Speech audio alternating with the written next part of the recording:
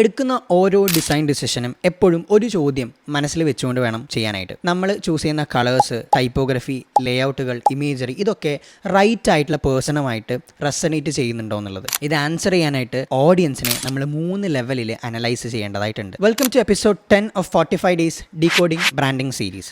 ആദ്യത്തെ ലെവലാണ് ഡെമോഗ്രാഫിക്സ്. അവരുടെ age, gender, category, profession, income ഒക്കെ. ഇത് സർഫസ് ലെവലിലുള്ള ഫാക്റ്റുകളാണ്. രണ്ടാമത്തെ ലെവലാണ് സൈക്കോഗ്രാഫിക്സ്. അവരുടെ values, beliefs, aspiration, lifestyle, fears.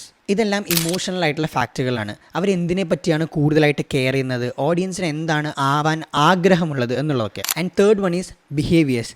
അവർ എവിടെയാണ് ഷോപ്പ് ചെയ്യുന്നത്, എവിടെയാണ് സമയം സ്പെൻഡ് ചെയ്യുന്നത്, എന്താണ് സ്ക്രോൾ ചെയ്യുന്നത്, എന്താണ് വാങ്ങിക്കാൻ ആഗ്രഹിക്കുന്നത്, എന്തിനെയാണ് ട്രസ്റ്റ് ചെയ്യുന്നത് എന്നുള്ളതൊക്കെ. ഇതൊക്കെ കോണ്ടെക്സ്ച്വൽ ആയിട്ടുള്ള ഫാക്റ്റുകളാണ്. ഒരു സെയിം ബ്രാൻഡ് ഇൻസ്റ്റഗ്രാമിലും അതുപോലെ ഒരു ലക്ഷറി പ്രിൻറ്റ് മാഗസിനിലും അപ്പിയർ ചെയ്യുന്ന സമയത്ത് അതിന് 2 സ്ഥലത്തും ഡിഫറൻ്റ് ആയിട്ടുള്ള ഫീൽ ആയിരിക്കണം ഉണ്ടാവേണ്ടത്, ഒരു സെയിം ആയിട്ടുള്ള ബ്രാൻഡ് ആണെങ്കിൽ പോലും. അപ്പോൾ നമ്മുടെ ഡ്യൂട്ടി എന്ന് പറയുന്നത് ഡിസൈൻ ബ്യൂട്ടിഫുൾ ആക്കുക എന്നുള്ളതല്ല, റൈറ്റ് ആയിട്ടുള്ള പേഴ്സൺ അത് പർച്ചേസ് ചെയ്യാൻ റെസിസ്റ്റ് ചെയ്യാൻ പറ്റാത്തൊരു സിറ്റുവേഷൻ ഉണ്ടാക്കിയെടുക്കുക എന്നുള്ളതാണ്. So see you on the next episode.